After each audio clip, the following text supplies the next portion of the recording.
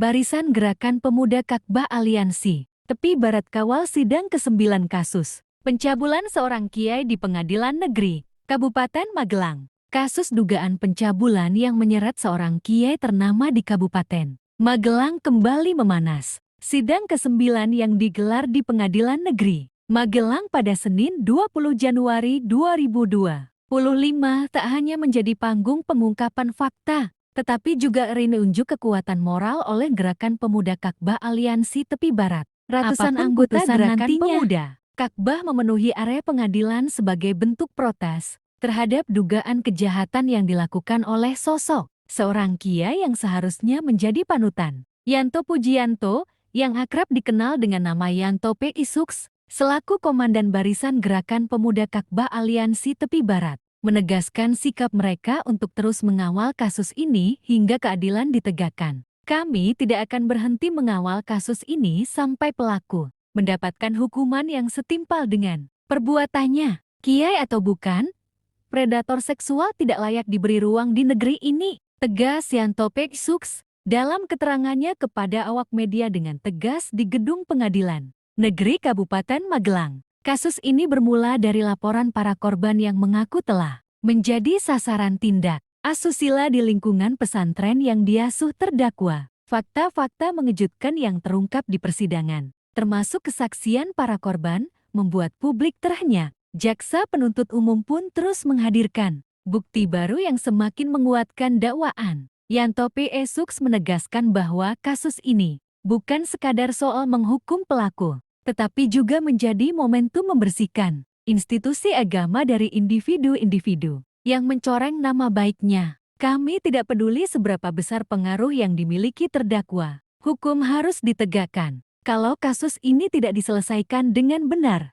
moral bangsa ini akan semakin runtuh, imbuh Yanto. Sidang ke-9 ini diwarnai dengan pembacaan keterangan yang mengungkap detail kejadian memilukan yang diduga dilakukan oleh terdakwa. Pihak jaksa pun memastikan akan menuntut hukuman maksimal sesuai dengan peraturan perundang-undangan yang berlaku. Kasus ini tidak hanya menjadi ujian bagi sistem peradilan, tetapi juga bagi masyarakat yang menuntut transparansi dan keadilan. Gerakan Pemuda Kakbah Aliansi Tepi Barat pun menegaskan, mereka akan terus berada di garis depan hingga putusan akhir yang adil tercapai. Ini bukan akhir dari perjuangan menegakkan keadilan. Kami akan tetap berdiri di sini, menjaga agar suara korban tidak tenggelam. Pungkas Yanto P. Isuks, Pengadilan Negeri Kabupaten Magelang, memastikan bahwa sidang putusan kasus dugaan pencabulan yang melibatkan seorang kiai ternama akan digelar pada Senin, tanggal 3 Februari 2025.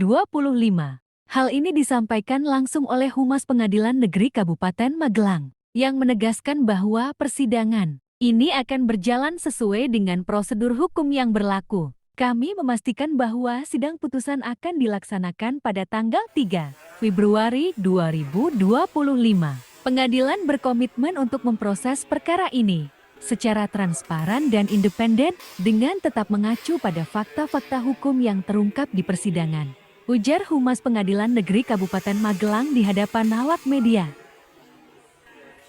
Pengadilan akan memastikan bahwa keadilan ditegakkan berdasarkan fakta-fakta yang telah disampaikan di persidangan, pungkas Humas Pengadilan Negeri Kabupaten Magelang. Sidang putusan ini diperkirakan akan menjadi momen yang sangat dinanti oleh berbagai pihak, termasuk organisasi masyarakat yang selama ini mengawal ketat proses peradilan. Sidang lanjutan dijadwalkan pekan depan dengan agenda pembacaan tuntutan oleh jaksa.